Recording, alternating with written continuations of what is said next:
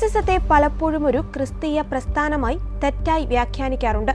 എന്നാൽ ചരിത്രരേഖകളും Irving Hexam, Carla പോവ് തുടങ്ങിയ പണ്ഡിതരുടെ നിരീക്ഷണങ്ങളും പരിശോധിക്കുമ്പോൾ നാസിസം യഥാർത്ഥത്തിൽ ക്രിസ്തുമതത്തിന് എതിരെ നടത്തിയ ആസൂത്രിതമായൊരു യുദ്ധമായിരുന്നുവെന്ന് മനസ്സിലാക്കാൻ സാധിക്കും.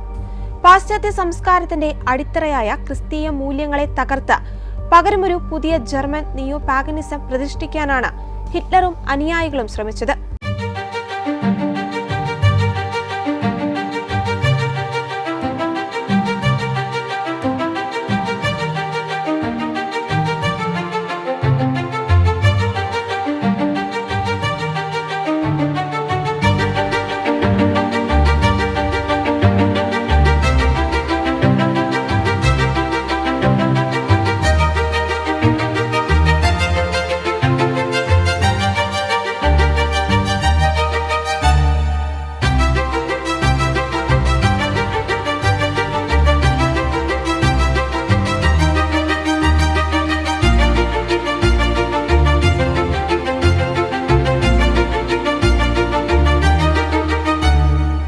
നാസി പ്രത്യയശാസ്ത്രം അടിസ്ഥാനപരമായി വംശീയതയിലും രക്തവും മണ്ണും എന്ന സങ്കല്പത്തിലുമാണ് അധിഷ്ഠിതമായിരുന്നത്.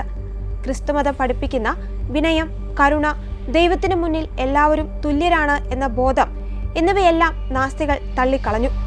ഇവയെ അടിമകളുടെ ധാർമ്മികത എന്നാണ് അവർ വിശേഷിപ്പിച്ചത്. ആര്യൻ വംശത്തിന്റെ ഉന്നതിക്ക് ക്രിസ്തീയ മൂല്യങ്ങൾ തടസ്സമാണെന്ന് അവർ വിശ്വസിച്ചു. എന്നാൽ ഭരണത്തിന്റെ ആദ്യ നാളുകളിൽ ക്രിസ്തീയ ജനവിഭാഗങ്ങളെ പിണക്കാതിരിക്കുവാൻ പോസിറ്റീവ് ക്രിസ്ത്യാനിറ്റി എന്ന പേരിൽ ഒരു പുതിയ രൂപം നാസികൾ മുന്നോട്ട് വെച്ചു. ഇതിൽ നിന്നും ബൈബിളിന്റെ പഴയ നിയമത്തെയും യേശുക്രിസ്തുവിന്റെ യഹൂദ പശ്ചാത്തലത്തെയും അവർ നീക്കം ചെയ്തു. യേശു ഒരു യഹൂദനല്ലെന്നും മറിച്ച് ആര്യൻ വംശജനാണെന്നും സ്ഥാപിക്കുവാൻ അവർ ശ്രമിച്ചു. സത്യത്തിൽ ഇത് ക്രിസ്തുമതത്തെ ഉള്ളിൽ നിന്ന് തകർക്കുവാനുള്ള ഒരു രാഷ്ട്രീയ തന്ത്രം മാത്രമായിരുന്നു. എന്നാൽ നാസിസത്തിന്റെ തുടക്കകാലങ്ങളിൽ കത്തോലിക്ക വിഭാഗങ്ങൾ ഇതിനെ പിന്തുണച്ചിരുന്നു. അതിന് പ്രധാനമായും 3 കാര്യങ്ങളായിരുന്നു ഉണ്ടായിരുന്നത്. ഒന്നാമത്തേത് ദേശീയതയോടുള്ള പ്രതിബദ്ധതയാണ്. ഒന്നാം ലോക മഹായുദ്ധത്തിന് ശേഷം ജർമ്മനിയെ തകർച്ചയിൽ നിന്ന് രക്ഷിക്കുവാൻ നാസികൾക്ക് കഴിയുമെന്ന് പലരും വിശ്വസിച്ചു. കമ്മ്യൂണിസ്റ്റ് ഭീതിയായിരുന്നു മറ്റൊരു കാരണം. സോവിയറ്റ് യൂണിയനിലെ നിരീശ്വരവാദ കമ്മ്യൂണിസത്തെ സഭകൾ ഭയപ്പെട്ടിരുന്നു. ക്രിസ്ത്യൻ സംസ്കാരത്തെ സംരക്ഷിക്കുന്നവരായി സ്വയം അവതരിപ്പിച്ച നാസികളെ അവർ ഒരു കവചമായി കണ്ടു. ഹിറ്റ്ലർ അധികാരത്തിലെത്തിയതോടെ സഭയ്ക്കുള്ളിൽ ഭിന്നത രൂക്ഷമായി. ജർമ്മൻ ക്രിസ്ത്യാനികൾ എന്നറിയപ്പെട്ട നാസി അനുകൂല വിഭാഗം സഭയെ പൂർണ്ണമായും നാസിവൽക്കരിക്കുവാൻ ശ്രമിച്ചു. യേശുവിനെ ഒരു ആര്യ നായകനായി അവതരിപ്പിക്കുവാനും ബൈബിളിലെ ജൂതഭാഗങ്ങൾ നീക്കം ചെയ്യുവാനും അവർ വാദിച്ചു. കുരിശിനു പകരം സ്വസ്തിക ഉപയോഗിക്കുന്നതിനെ കുറിച്ചുള്ള ചർച്ചകൾ വരെ അന്ന് നടന്നു. എന്നാൽ ഈ നീക്കങ്ങൾക്കെതിരെ ഒരു ന്യൂനപക്ഷം രംഗത്തു വന്നു. മാർട്ടിൻ നീമോളർ, ഡയട്രിച്ച് ബോൺഹോഫർ എന്നിവരുടെ നേതൃത്വത്തിൽ കൺഫസിംഗ് ചർച്ച് രൂപീകൃതമായി. വിശ്വാസത്തിന്റെ അടിസ്ഥാനം ഭരണകൂടമല്ല, ബൈബിളാണെന്ന് അവർ വാദിച്ചു. അധികം വൈകാതെ തന്നെ പള്ളികളും സ്കൂളുകളും ആക്രമിക്കപ്പെട്ടു.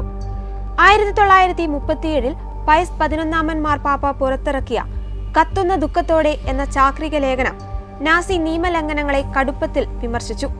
കർദിനാൾ ക്ലെമൻസ് വോൺ ഗാലൻ ഇതിനിടയിൽ സഭയുടെ ശബ്ദമായി മാറി. നാസികളുടെ നിർബന്ധിത വന്ധ്യംകരണത്തെയും ദയാവധത്തെയും അദ്ദേഹം പരസ്യമായി എതിർത്തു. യഹോവയുടെ സാക്ഷികൾ പോലുള്ള ചെറിയ ഗ്രൂപ്പുകൾ നാസി ഭരണകൂടത്തോട് വിട്ടുവീഴ്ചയില്ലാത്ത പോരാട്ടം നടത്തി. വോട്ട് ചെയ്യാനോ സൈന്യത്തിൽ ചേരാനോ വിസമ്മതിച്ചതിന് അവരിൽ വലിയൊരു വിഭാഗം കോൺസെൻട്രേഷൻ ക്യാമ്പുകളിൽ കൊല്ലപ്പെട്ടു. ഹിറ്റ്ലറുടെ അനുയായികളായ ആൽഫ്രഡ് റോസൻബർഗ്, ഹെൻറിക് ഹിംലർ തുടങ്ങിയവർ ക്രിസ്തുമതത്തെ ഒരു സെമിറ്റിക് കടന്നുകയറ്റമായി കണ്ടു. ജർമ്മനിയുടെ യഥാർത്ഥ വീര്യം പുനഃസ്ഥാപിക്കുവാൻ ക്രിസ്തുമതത്തെ ജർമ്മൻ വൽക്കരിക്കുകയോ അല്ലെങ്കിൽ പൂർണ്ണമായി ഇല്ലാതാക്കുകയോ ചെയ്യണമെന്നായിരുന്നു ഇവരുടെ ലക്ഷ്യം.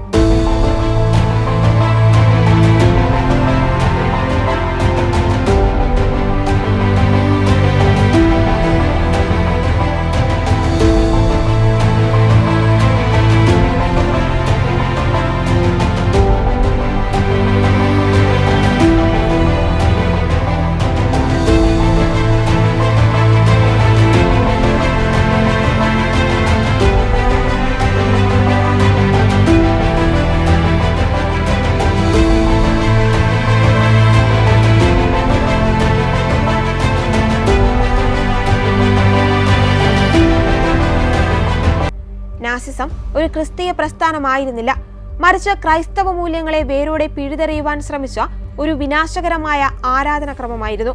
മനുഷ്യന്റെ അന്തസ്സും അവകാശങ്ങളും ദൈവത്തിന്റെ ദാനമാണെന്ന ക്രിസ്തീയ ബോധ്യത്തിന് പകരം ഭരണകൂടത്തെയും വംശത്തെയും ദൈവമായി കാണുന്ന ഒരു വ്യവസ്ഥിതിയാണ് നാസികൾ വിഭാവനം ചെയ്തത്.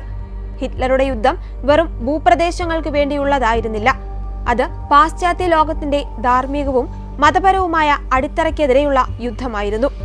നാസിസത്തെ ഒരു നിയോ പാഗൻ കൾട്ടായി തിരിച്ചറിയുന്നത് ചരിത്രപരമായ സത്യത്തെ മുറുകെ പിടിക്കുവാൻ നമ്മെ സഹായിക്കും.